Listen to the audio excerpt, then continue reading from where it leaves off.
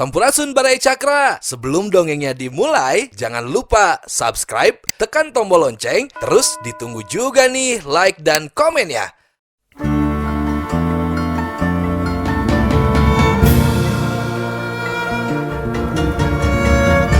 Baraya Cakra, parantos waktosna 80,5 FM Radio Cakra, midangkeun dongeng Sunda Dora-Dori.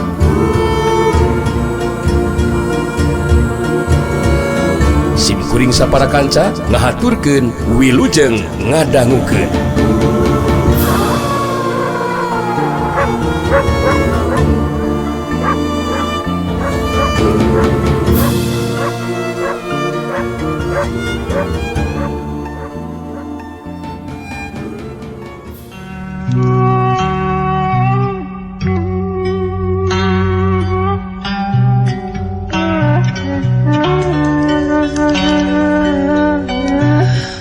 Ayu manganti ngahuleng aya perasaan reueus jeung bagja pacampur jeung kasedih. Ningali sikep jeung ngadenge caritan anu jadi anak. Dina kayan keur kitu datang harita manggali. Saterusna milu ngariung sarta langsung milu mairan caritaan. Hai. Ya, manggali dari tadi membandungan dan mengupingkeun obrolan yang sedang lumangsung. Kak Nyimas Ayu menjadikan punten ya manggali, bukan tidak memahami terhadap ungkapan perasaan dari Nyimas Ayu. Akan tetapi manggali harus sampaikan bahwa kita berjuang demi menanyakeun keadilan. Tentang kasalampangan salila Nyimas itu memang wajar sih, wajar. Akan tetapi harus diimbangi juga dengan suatu keyakinan terhadap Yang Maha Kuasa. Kemudian harus yakin juga bahwa Nang Bule Tuang Puta itu menggaduhan kekuatan ilmu dari sirawing akinya. Ya dengan demikian maka kita harus menggaduhan keyakinan kalaman Nang Bule ada dalam bahaya, ya sudah barang tentu dong tangtos akinya juga tidak akan mengantep apa yang menimpa kepada putunya. Begitu menurut pemikiran manggali mah. Ngadenge carita anti manggali harita ayu manganti jadi rada ngurangan rasa kasalempangan hatena. Aya benerna oge eta caritaan manggali teh mah. Tapi keur abdi mah tetep masih keneh aya kahanyeluan ieu teh mah. Cacakan muntang angling aya ngariung di dieu mah. Abdi sareng pun anak teh bakal langkung regreg hade teh mah. Ya seperti yang sudah manggali obrolkan. Tuang neraka dipastikan akan segera datang setelah Rengse melaksanakan tugas dari gurunya itu, yaitu Mbah Badakarang. Ya sebab Mbah Badakarang juga sudah janji dong ketika Den Angling ada sumping maka tidak akan dicandet, malah akan segera dijurungkan untuk segera mulang ke kampung kahuripan gitu. Jadi ya dengan demikian Nyimas Ayu ya harus menjadikan berbesar hati gitu ya, bersabar. Begitu tah Nyimas Ayu.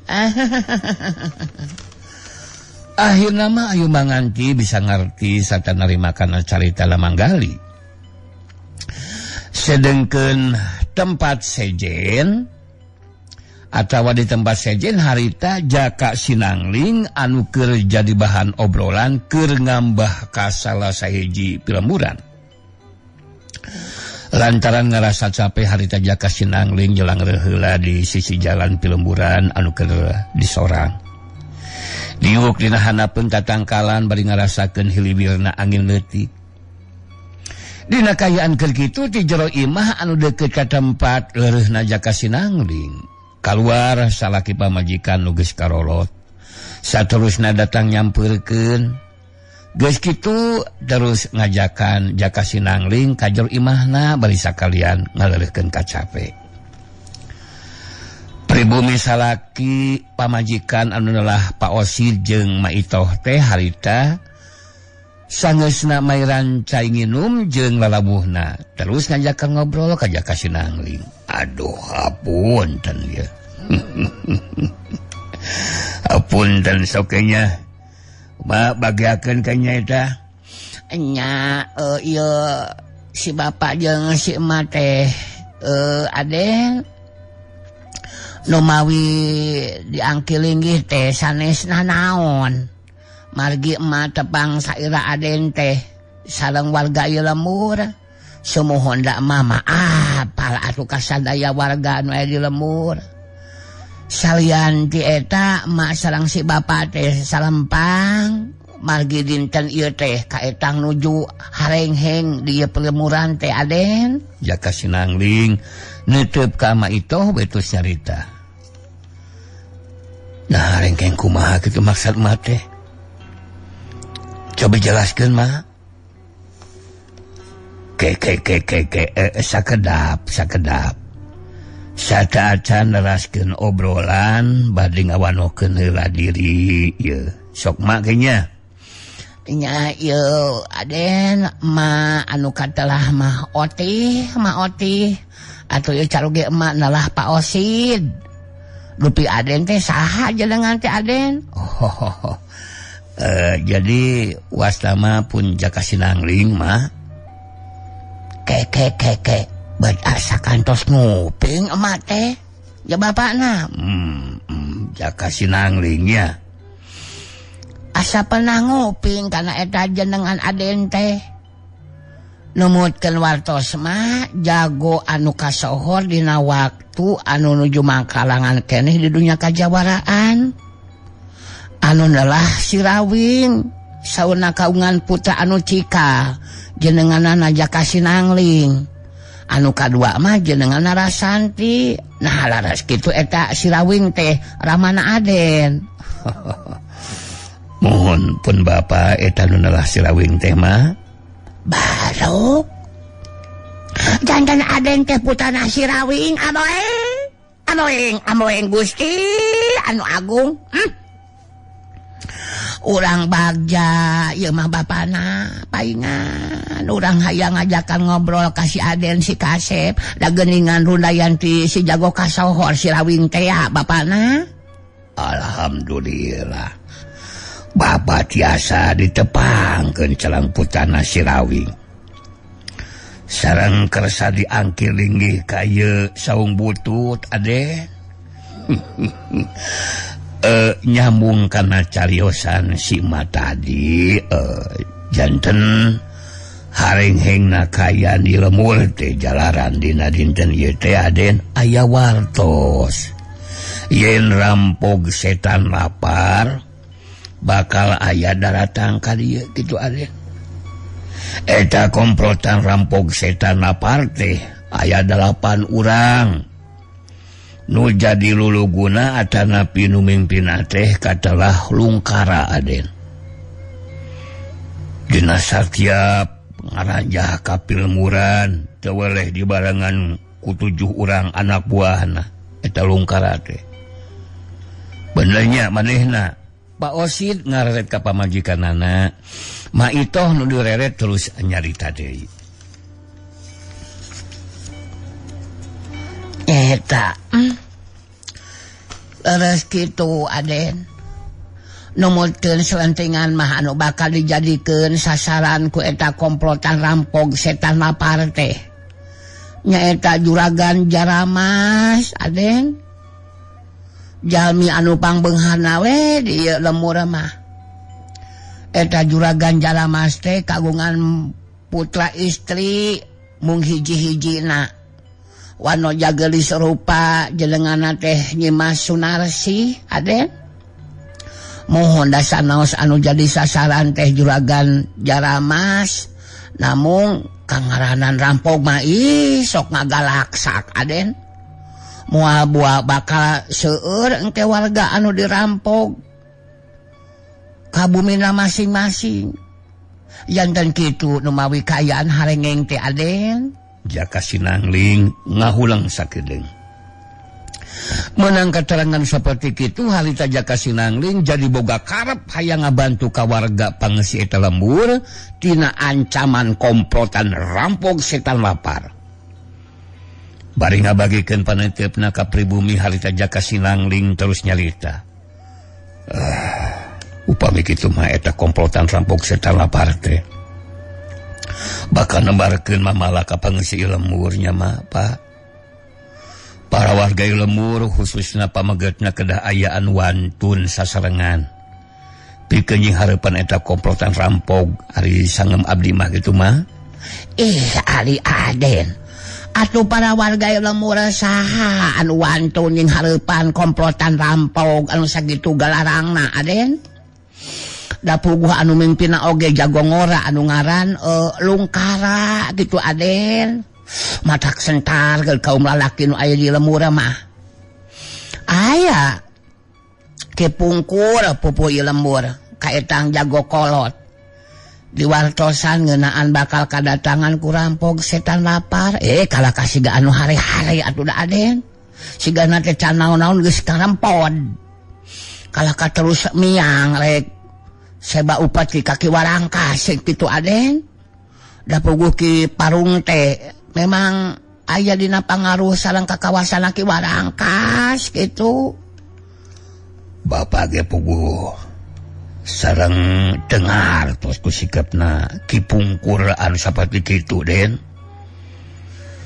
Ongkoh pupuh lembur tapi bangun anu teu merhatikeun kana ancaman bahaya kitu Den. Sareng kasalamatan warga di lemur duka kunaon eta pupuh teh. Dina kayan keur kitu harita aya nu datang lantaran panto imah muka. Harita eta awewe ngora teh nangtung di lawang panto bari terus nyarita hari weus-weus ditujukeun ka Pak Osi jeung Ma Ito. Ada gancang tutupkeun ieu panto ulah muka wae Pak Osi. Mau di omat ulah keluarga jalur imah bahaya ieu mah bahaya bener bahaya. Komplotan rampok setan lapar geus datang ayeuna keur ngadatangan ka imahna Juragan Jalamas. Ya mudah-mudahan ulah terus ngadatangan ka imah anu sejena. Karunya we ka Juragan Jalamas jeung Imah Sunarsi ieu mah. Pak Osi jeung Ma Ito silih tetep bangun anu kageteun. Pak Osi nu harita nyarita nu bener nyarita teh bener eta rampok setan lapar teh keur ngadatangan ka imahna Juragan Jalamas. Nya bener Pak Osi swear abdi mah keur make ngabohong sakarupa. Abdi ningali kieu ngabringna kadatangan ka imahna Juragan Jalamas anu mata gancang dudupkeun panto ulah kaluar teh jalur imah. Ieu mah bener-bener bahaya. Rampok sagitu galak jeung galarangna geuningan. Jaka Sinangling cengkat nangtung. Harita langsung nanyakeun ngeunaan lebah-lebahna imah Juragan Jalamas. Sangeusna dibejaan ngeunaan lebah-lebahna ku awewe ngora teh harita Jaka Sinangling geus bade carita. Langsung pamitan ka pribumi terus ngacorelat ninggalkeun eta patempatan. Waktu datang ke tempat nu dituju bener we di buruan imah Juragan Jalamas komplotan rampok setan lapar teh geus aya nyampak. Lungkara pamimpin rampok mancu dina tangtunganana. Sedengkeun itu kangeunana ngajajar narangtung 7 urang anak buahna. Di hareupeun Lungkara harita katingali Juragan Jalamis jeung Nyi Mas Sunarsi nangtung ngarendeng baliting purungkut salieuneuun.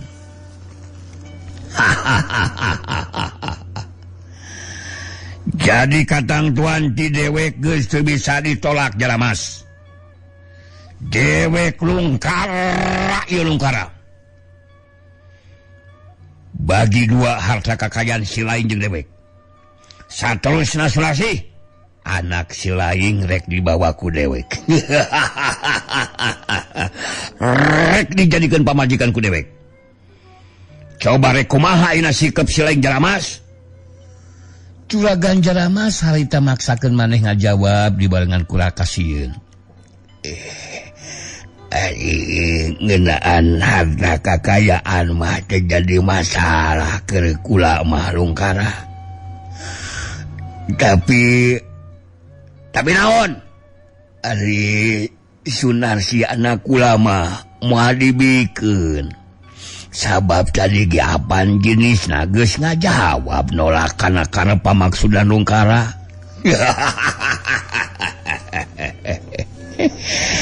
Jadi si lain rek tetep nolak.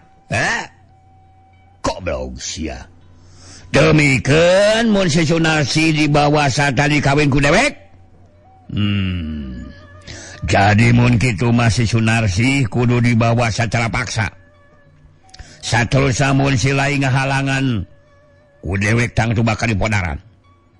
Nyawa eueuh jualan saja mas. Ingat kan? Sakai dewek rek nanya. Moal dibikeun si Sunarsi teh? Moal bisa Lungkara. Ngeunaan harta kakayaan mah pek teh teuing. Tapi ari Sunarsi mah ulah tepikeun ka dibawa secara paksa. Sing karunya we ka anak ulah. Dasar blagong. Dasar bolokotono si lain mah Jaramas. Kalau kang ngajawab gitu patut si lain. Si lain mun gitu mah geus bosan hirup merenya. Si Sunarsi tetep bakal dibawa secara paksa dulu. Mun si lain tetep ngahalangan, mangka si lain bakal ngababatang jadi bugang. Morcar sagede-gede sia. Jorela cidung. Gulug-gulug. Harita aya ciri manwahnya datang terus nangtung digigireun Juragan Jaramas. Tetela anu datang teh baraya Jaka Sinangling geuningan. Jaka Sinangling netep antep ka Lungkara dina sikapna anu tenang tapi tanes harita terus nyarita. Lungkara, Andika ulah rek maksakeun karep jeung kahayang. Anu bakal ngarugikeun ka sasama hirup kuring Jaka Sinangling. Minangka dulurna Juragan Jaramas bakal ngahalangan kana karep jeung pamaksudan Andika. Lungkara kerung bari merhatikeun ka Jaka Sinangling. Rada kageteun oge waktu ningali kadatang Jaka Sinangling anu gerakanna kawilang cepet. Nanakeun Jaka Sinangling teh lain jalma biasa.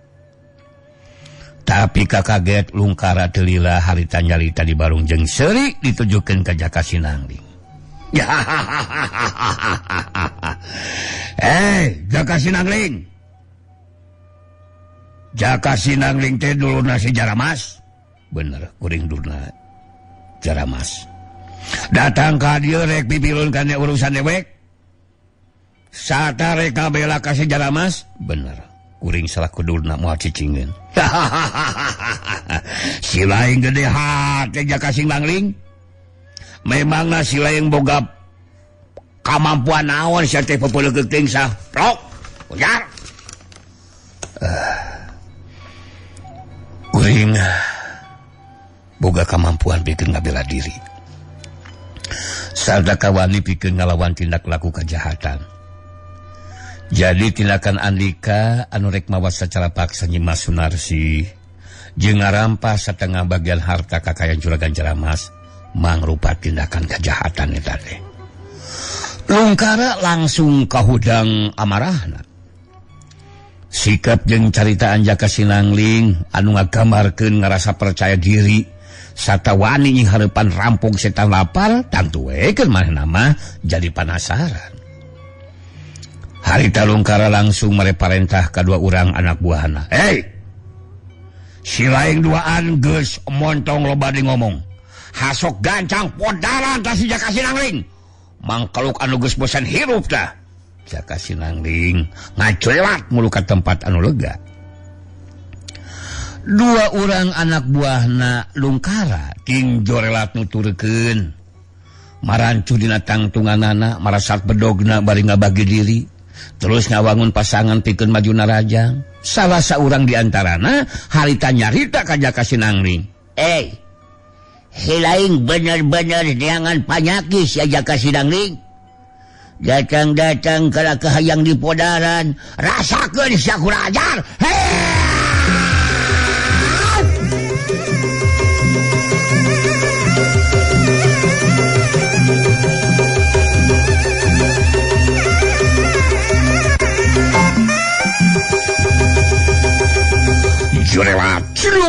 cilung. Dua orang anak buah Nalungkara harita meh bareng pada maju narajang ka Jaka Sinangling. Ilmu silat layang Bajra Karang jeung kekuatan talaga lapisan ti Mbah Badra Karang geus semanjing ka dirina Jaka Sinangling. Harita Jaka Sinangling ge jadi kageteun sabab waktu ngagunakeun ilmu silat layang Bajra Karang ngasaukur ku geprakan dua urang lawana geus bisa dirubuhkeun. Malah bedogna parotong di dua bagian. Dijepit ku dua ramo leungeunna Jaka Sinangling terus dipotongkeun. Sauhiuk-hiap kiluk ploset kam. Bedog lawan dijepit ku dua ramo leungeun kenca bletok. Bedog potong dua bagian. Saterusna panarajang leungeun katuh Jaka Sinangling ngahantem dada lawan. Sat hiuk jebrod deh. Dada aing setan. Jengkang kelebut sauhiuk. Datang panarajang anu saurang deui. Rasakeun sia. Sauhiuk kilek plos. Satkap bedog lawan dijepit ku ramo leungeun katuhuna. Jaka Sinangling ngagerakeun dua ramona anu ngajepit bedog lawan. Terak betul meh bareng jeung potongna bedog lawan panarajang leungeun kenca Jaka Sinangling ngahantem dada lawan. Sat hiuk deut.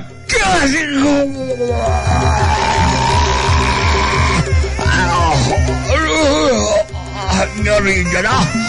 Jengkang kedebut anu jilawan rubuh ngabebengkang. Lungkara puguh we jadi kageteun sabab ngan ukur kedua geprakan dua urang anak buahna bisa dirubuhkeun ku Jaka Sinangling dina kayaan bedogna parotong. Bagi kahudang amarah jeung rasa panasaranana. Harita Lungkara marentahkeun 5 urang anak buahna. Sina maju ngahorup ka Jaka Sinangling. Haram cadah. Eueuh kabagog. Ngan sakeakeus roboh si setan teh. Hasok si aing liman. Maju babarengan hurup si Jaka Sinangling. Cawakna gancang padaman. Lain haulang sakobok. Jorela culung. 5 urang anak buah Nalungkara. Harita ting corelat laluncatan satusna ngurung tangtungan badana Jaka Sinangling pada sagad kiri pikeun maju narajang babarengan.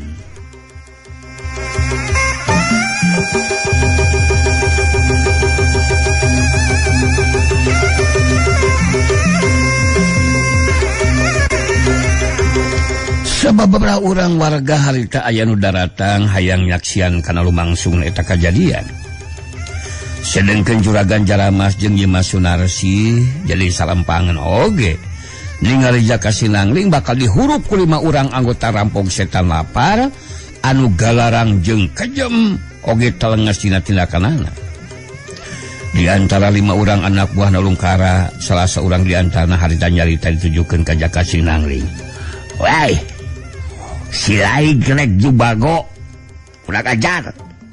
Jaka Sinangling kababuan ilmu silat lain cukup lumayan tapi kalawadan 5 urang lawan sakaligus si lain ge bakal kawalahan saja Jaka Sinangling ge. Badi getis ya hasok baju Indonesia bunar sia. Jorela culung 5 urang anak buah Nalungkara pada banyu darajang metakeun bedogna masing-masing. Tapi 5 urang anak buahna jadi karageteun sabab gerakan Jaka Sinangling jadi kebeda ti kalangkang we meh teu bisa dikatuturkeun ku panenjo nu jadi lawan. Ngajadikeun panarajang 5 urang lawana taya nu bisa keuna kana anggota badana Jaka Sinangling. Sauk hiuk sauk hiuk plos. Jaka Sinangling geus pindah tempat mancuh dina tangtungan di tempat anu kosong. 5 urang anggota rampok setan lapar jadi beuki panasaran. Meh dina waktu anu bareng harita pada maju dina rajang. Dina ngalakukeun panarajangna jadi leuwih garang. Tapi ilmu silat layang Bajra Karang nu digunakeun ku Jaka Sinangling bener-bener luar biasa. Harita Jaka Sinangling lain bae bisa nyingkahan panarajang 5 urang lawana. Tapi Jaka Sinangling bisa ngelakukan panarajang balasan. Ngabagi panarajangna ka 5 urang lawana. Satiap pedog lawan parotong jadi 2 bagian, mangsa dijepit ku ramo leungeunna Jaka Sinangling, saterusna tacongan Jaka Sinangling kena kana kakamplong lawan, ngajadikeun lawan ngacengkang terus rubuh. Sok yuk satkap bedog dijepit krak betok bedog potong disusul tajongan kana kakamplong lawan, set yuk tidak didorok jadi anjing jengkang gedebut nuju lawan rubuh ngababengkang. Nungtutan saurang-saurang harita dirubuhkeun ku Jaka Sinangling. Satiap lawan anu dirubuhkeun bedogna potong jadi 2 bagian, dipotongkeun ku jepitan ramo dengan Jaka Sinangling. Jengkang kebut, jengkang kebut. Akhirna mah dina waktu anu singet 5 urang anak buah Nalungkara, harita pada rubuh ting barengkang maring lemah. Ningali kana eta kanyataan, harita Lungkara ngahuleng bari ngagerendeng ngomong sorangan. Edan haram cada si Jaka Sinangling tetela boga kemampuan ilmu silat anu hebat anjir deh. Dina waktu nungan sakedeung 5 urang anak buah aing dirubuhkeun. Dina kayaan bedogna parotong, nyata si Jaka Sinangling teu bisa dianggap enteng kurang ajar teh. Aing kudu hati-hati mun kaya kieu mah ieu. Lungkara jadi ngarti kana atau ngarti Jaka Sinangling tetela lain lawan anu enteng. Sadar kana eta kayaan harita Lungkara sayaga diri pikeun tarung ngayunan Jaka Sinangling. Harita Lungkara mesat senjata andalanana anu disebut pedang cagak 2. Panjang pedangna sasiku, tapi tungtung pedangna nyagak 2 jeung melengkung ka gigir. Sedengkeun Jaka Sinangling maksudna tangtunganana sikep jeung caitanana tetep tenang tapi tandes. Harita Jaka Sinangling neuteup antep ka Lungkara. Bari merhatikeun pedang anu digunakeun ku anu jadi lawan, saterusna Jaka Sinangling nyarita. Kuring sabenerna mah teu miharap kana ieu kajadian atawa libutan ti Lungkara. Tapi tindakan nu dilakukeun ku Andika jelas teu bisa diantepkeun. Sabab rek ngalakukeun tindakan kajahatan. Maksakeun kahayang ka jalma anu teu bisa ngalawan. Iya. Si lain montong hayang jadi pahlawan sia Jaka Sinangling. Deleh ku si lain. Ieu pedang cagak 2 anu bakal digunakeun ku dewek. Geus loba akan korban deuleu. Cadu asup kana salangkana deui. Mun can baseuh ku getih lawan deuleu. Geus teu kahitung anu tarung hayunan dewek kabeh dalam alodar. Dah ayeuna giliran si lain anu bakal modal sa Jaka Sinangling. Ya, mudah-mudahan eta caritan Andika bisa jadi kenyataan Lungkara. Salajan kuring teu ngagunakeun pakara, tapi bakal upaya sakuat tenaga pikeun ngimbangan panarajang anu dilawan. Anu jelas kuring teu boga tekad hayang nanda sakasasama. Montong loba bacot sakurang ajar, kada panarajang dewek sia.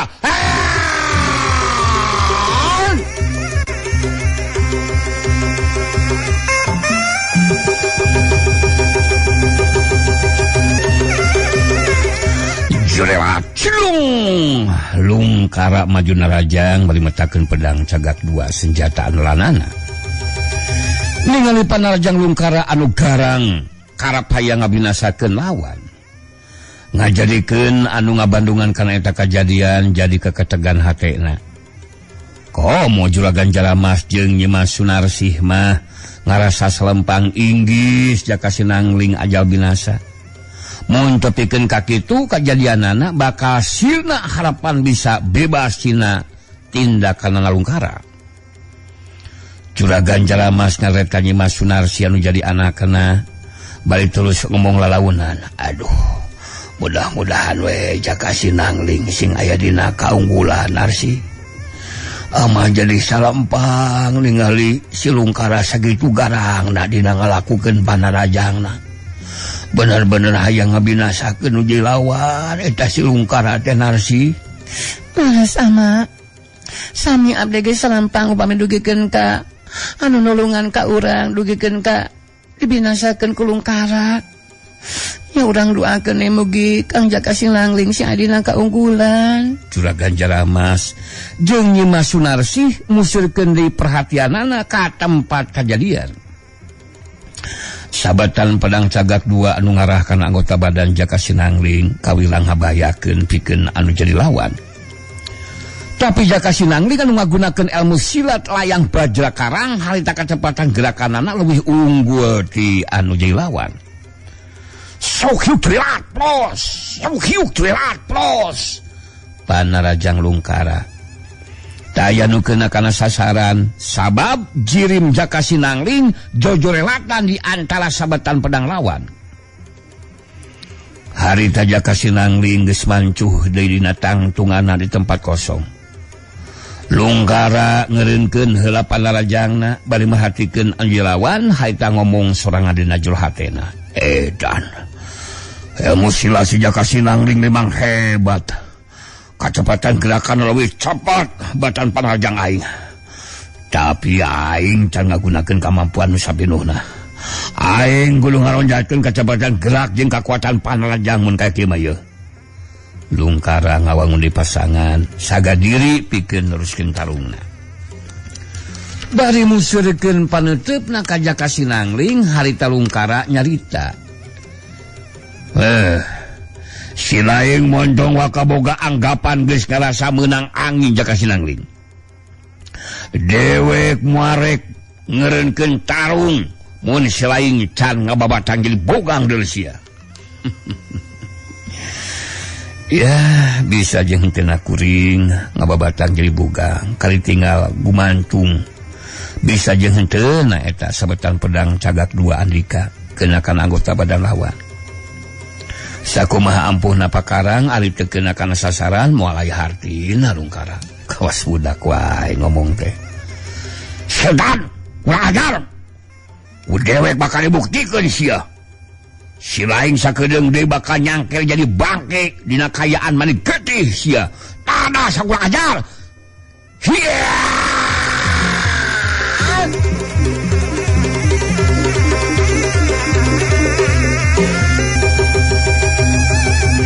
Jurela cilung Lungkara maju dina rajang leuwih garang da puguh ngaronjatkeun kacepatan gerak jeung kakuatan panarajangna.